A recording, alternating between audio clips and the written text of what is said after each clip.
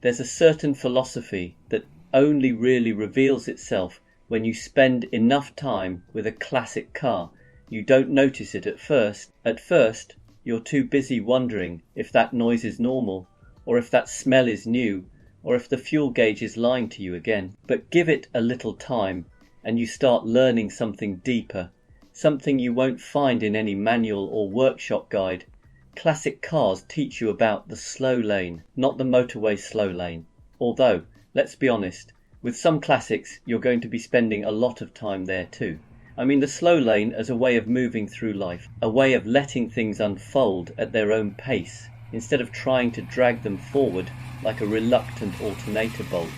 Because classic cars don't do rushing. They don't care how busy you are today.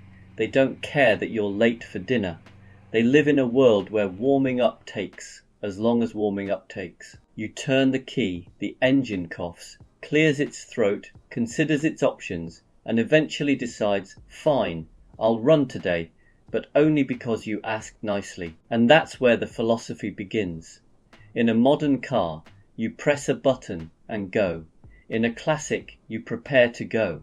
You listen, you pay attention, you learn its moods, you adapt, and somewhere in the middle of that dance, you start realizing how rarely you give anything your full attention anymore.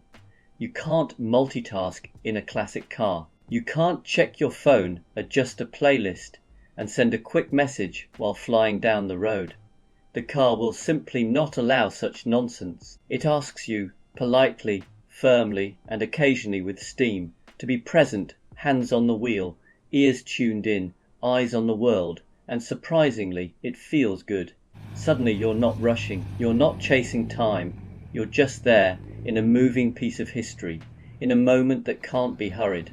Life stops being a sprint and becomes a gentle roll. Classic cars also teach humility, because nothing reminds you that you're not in control, like a machine built in an era when weatherproofing meant try not to drive in the rain. You can have the perfect plan for the day, and your car will respond with, that's adorable. But today we're learning about patience instead.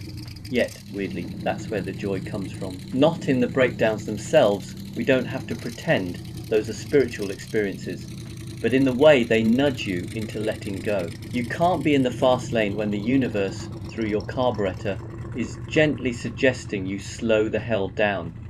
And then there's the driving itself, the unhurried steering, the engine note that actually changes when you listen to it. The road you start noticing because you're not flying over it at the speed of regret. Classic cars remind us that slowness isn't laziness, it's clarity.